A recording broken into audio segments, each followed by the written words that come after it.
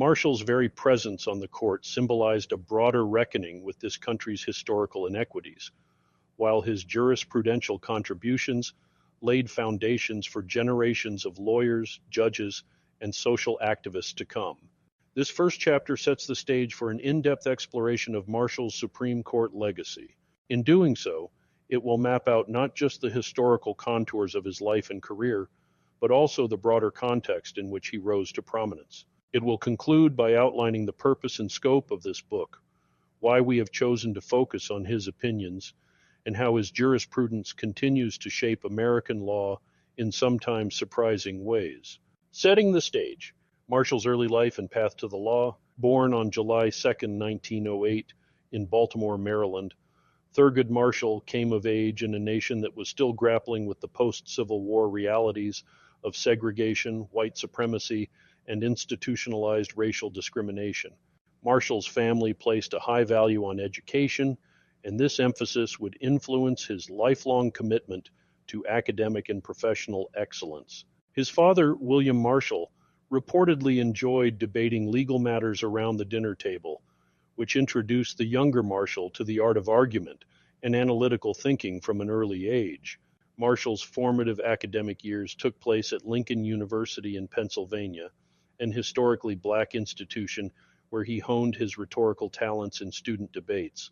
It was during this period that he began to see the law not merely as an abstract set of rules, but as a weapon for social change. By the time he was ready to attend law school, Marshall found his path obstructed by systemic discrimination. The University of Maryland School of Law, located just a few miles from his home, refused to admit black students. Forced to look elsewhere, he enrolled at Howard University School of Law in Washington, D.C. There he encountered Charles Hamilton Houston, the visionary dean and professor whose rigorous approach to legal education demanded excellence from every student. Houston instilled in Marshall the idea that lawyers are social engineers, uniquely positioned to transform legal doctrine into a tool for dismantling injustice. This crucible of academic training shaped the young attorney who would later rewrite American legal history. Upon graduating first in his class from Howard in 1933, Marshall opened a small practice in Baltimore. He quickly became involved with the NAACP, representing clients in civil rights cases that challenged de jure segregation. His early career victories included a suit against the University of Maryland School of Law, the same institution that had once barred his admission because of his race. Through that case and others, Marshall proved adept at structuring legal arguments around the 14th Amendment's Equal Protection Clause, laying the groundwork for what would become his central weapon in the fight against racially discriminatory laws. The NAACP years and the road to Brown. Marshall's reputation grew in tandem with the NAACP's Legal Defense and Educational Fund, an organization dedicated to attacking segregation and racial injustice through strategic litigation. The most celebrated of these cases, Brown versus Board of Education, 1954, fundamentally altered the American social landscape by declaring state-mandated segregation in public schools unconstitutional. Though Marshall argued Brown before the Supreme Court before he ever donned a justice's robe, the case would cast a long shadow over his later tenure. Brown's unequivocal rejection of separate but equal doctrine served as a beacon for civil rights advances in other areas, including voting rights, fair employment, and public accommodations. During the years leading up to Brown, Marshall traveled tirelessly across the country, often facing death threats and harassment. But with a team of dedicated lawyers, he steadily built a legal strategy that challenged segregated institutions in higher education, public transit, and other arenas. Each of these earlier suits generated precedents that whittled away at the constitutional foundation of segregation. When Brown finally reached the Supreme Court, it was the cumulative effect of years of incremental litigation. For Marshall, it vindicated both a belief in the power of law and a moral conviction that the Constitution's guarantees should apply to all citizens equally. Solicitor General in the path to the bench. By the 1960s, Marshall's track record was indisputable. He had become the country's leading civil rights attorney, with a string of victories before the Supreme Court that included landmark rulings on voting rights and criminal procedure. In 1961, President John F. Kennedy appointed him to the U.S. Court of Appeals for the Second Circuit. Though the appointment faced resistance from segregationist senators, Marshall was confirmed and spent 4 years on the appellate bench. There he issued over 100 opinions without any of them being reversed by the Supreme Court, reflecting both his judicious temperament and his mastery of constitutional doctrine. In 1965, President Lyndon B. Johnson tapped Marshall to serve as the U.S. Solicitor General, the federal government's top lawyer before the Supreme Court. Marshall was the first African American to hold that position. Over the course of his tenure, he argued in favor of the Voting Rights Act of 1965 and other groundbreaking legislation designed to root out discrimination. His experiences as Solicitor General provided him a new vantage point on how lawmaking, executive policy, and judicial review intersect. Yet it was Johnson's next appointment that truly etched Marshall's name into the nation's collective memory. In 1967, the president nominated him to the Supreme Court, remarking that it was the right thing to do, the right time to do it, the right man in the right place. After extensive confirmation hearings and debate underscoring the extent to which civil rights remained a divisive issue, Marshall took his seat as an Associate Justice of the United States Supreme Court on October 2, 1967. It was a crowning achievement for a man who had once been denied admission to the law school in his own hometown because of the color of his skin. The significance was not lost on Marshall himself, who recognized both the symbolic resonance of his appointment and the work yet to be done to fulfill the promises of Brown. Historical context of the Supreme Court in the late 1960s, Marshall joined a court still very much shaped by the progressive legacy of Chief Justice Earl Warren. Under Warren's leadership, the court had issued a series of far-reaching rulings on racial equality, voting rights, and criminal procedure. Among them, the series of cases building on Brown and decisions such as Reynolds versus Sims, 1964, that established the principle of one person, one vote. The Warren Court's expansion of rights for the accused, culminating in decisions like Miranda versus Arizona, 1966, had also sparked an intense political backlash, with critics contending the court had overstepped its constitutional bounds. By the time Marshall donned his robe, the ideological balance of the court was in a delicate transition. Warren retired in 1969, and President Richard Nixon's subsequent appointments moved the court in a more conservative direction. As a justice, Marshall found himself in a position where he often had to defend, or in some cases refine, the progressive gains won during the 1950s and 1960s. Over the next 2 decades, the court would address a wide range of controversies, from abortion rights to affirmative action, from the reinstatement of the death penalty to the scope of First Amendment protections. In many of these debates, Marshall emerged as a stalwart champion of individual rights, civil liberties, and equality under the law, a new chapter in American jurisprudence. Marshall's appointment did more than add a new voice on the bench. It also signaled a turning point for the broader American judiciary, his presence. The first and, for nearly a quarter century, the only African American in the court's history, challenged long-standing assumptions about who could occupy the highest echelons of legal power. This served as both an inspiration and a reminder of how far the country had come and still had to go in terms of racial representation within its institutions. Despite the difficulties of forging a consensus among justices with divergent judicial philosophies, Marshall's dedication to the Constitution's promise of equal protection influenced not just his own jurisprudence, but the legislative and policy realms as well. In that sense, his entire legal career, both on and off the court, could be regarded as a crusade to demonstrate how the principles enshrined in the Constitution could be used to dismantle structural injustice. Yet, Marshall's legacy is far from monolithic. While celebrated for his groundbreaking stance on civil rights, he was also deeply critical of the American criminal justice system, especially the death penalty.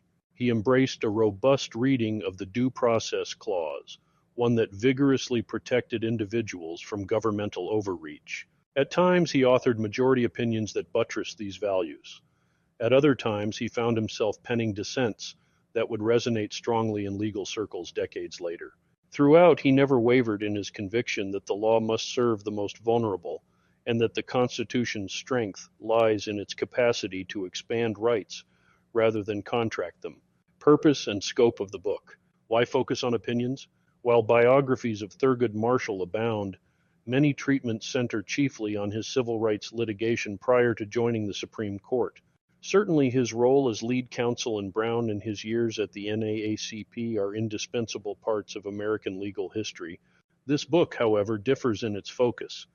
Its primary lens is Marshall's tenure on the Supreme Court, specifically the opinions he authored, joined, or dissented from. In so doing, we aim to situate Marshall's judicial philosophy within the broader narrative of American jurisprudence. Opinions, both majority and dissenting, offer uniquely valuable windows into the legal reasoning, moral imperatives, and ideological commitments of a justice. They also allow us to see how Marshall navigated the shifting coalitions and alliances on the court, from the tail end of the Warren era into the Burger and Rehnquist courts. Moreover, by diving into the corpus of Marshall's Supreme Court opinions, we gain insight into how his earlier experiences shaped his perspective, whether the subject was criminal justice, affirmative action, or freedom of expression. Marshall's background as a civil rights litigator invariably informed his approach. Through close reading and contextual analysis, this book endeavors to reveal the connective tissue between Marshall's personal experiences, his encounters with systemic racism, his successes in landmark civil rights cases, and his subsequent role as one of the nation's most influential jurists. Progeny cases, the ripple effect. Court decisions do not exist in a vacuum. A crucial aspect of this book's scope lies in tracing how the cases in which Marshall participated, particularly those in which he penned a significant opinion-birthed progeny cases that extended or circumscribed the legal principles at stake. For instance, we will examine how the court's decisions on the death penalty during Marshall's tenure influenced capital punishment jurisprudence in subsequent decades, as well as how Marshall's arguments in dissent laid the groundwork for shifts in the court's stance years later. Similarly, we will follow the threads of landmark rulings such as Regents of the University of California versus Bach, 1978, into the more contemporary affirmative action cases that have occupied the court's docket in the 21st century. These progeny cases illuminate the long-term significance of Marshall's input, demonstrating that even when he found himself in dissent, his arguments could eventually gain traction as legal thought evolved. Indeed, the notion of dissent as a critical facet of judicial dialogue is especially important in the context of Marshall's career. A hallmark of a strong democracy is the ability to accommodate minority viewpoints, and in legal discourse, dissenting opinions often foreshadow future doctrinal changes. Some of Marshall's most powerful writings came in the form of dissents, whether it was protesting the erosion of protections for criminal defendants or challenging the court's incremental retreat from vigorous scrutiny of racial discrimination. Over time, these dissents can become guiding lights for a new majority, especially as society's moral and legal sensibilities mature. By including progeny cases, we underscore how Marshall's reasoning did not vanish when the court ruled otherwise. It continued to resonate and shape the contours of the law well beyond his formal participation. Key themes and cases. While Justice Marshall participated in thousands of cases, this book will spotlight a curated selection that most effectively illustrates his jurisprudential philosophies and their broader impact. Areas of particular emphasis include criminal justice and the death penalty. Marshall's unwavering opposition to capital punishment, epitomized by his dissent in Gregg versus Georgia, 1976, will serve as a major focal point. We will also explore how his stance on defendants' rights came through in decisions like Furman versus Georgia, 1972, and in later cases where he joined dissents urging more rigorous prosecutorial conduct, e.g., United States versus Bagley, 1985, where he joined Justice Blackmun's dissent. Affirmative action and equal protection. Marshall's separate opinion in Baca revealed his perspective on race-conscious remedies, a position with enduring relevance in higher education and employment law. Through the lens of this case and its progeny, we will see how Marshall's insights reappeared in subsequent rulings on affirmative action and diversity, such as Grutter versus Bollinger, 2003, privacy and reproductive rights.